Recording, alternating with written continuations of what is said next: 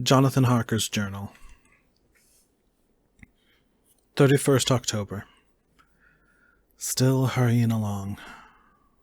The day has come and Godalming is sleeping. I am on watch. The morning is bitterly cold. The furnace heat is grateful, though we have heavy fur coats. As yet we have passed only a few open boats, but none of them had on board any box or package of anything like the size of the one we seek.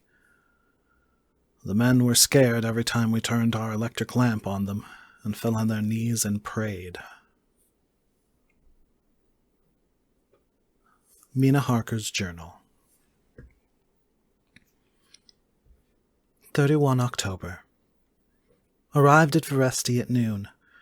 The professor tells me that this morning at dawn he could hardly hypnotize me at all, and that all I could say was, "Dark and quiet." He's off now buying a carriage and horses. He says that he will later on try to buy additional horses so that we may be able to change them on the way. We have something more than 70 miles before us.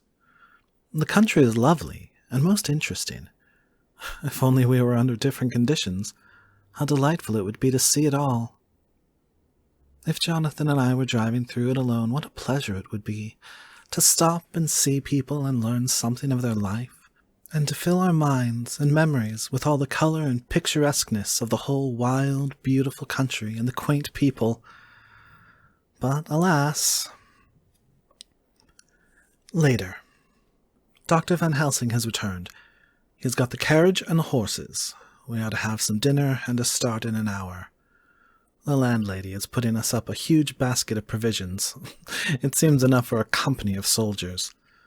The professor encourages her and whispers to me that it may be a week before we can get any good food again. He has been shopping too, and has sent home such a wonderful lot of fur coats and wraps and all sorts of warm things. There will not be any chance of our being cold. We shall soon be off. I'm afraid to think what may happen to us. We are truly in the hands of God. He alone knows what may be, and I pray Him, with all the strength of my sad and humble soul, that He will watch over my beloved husband, that whatever may happen, Jonathan may know that I loved him and honored him more than I can say, and that my latest and truest thought will always be for him.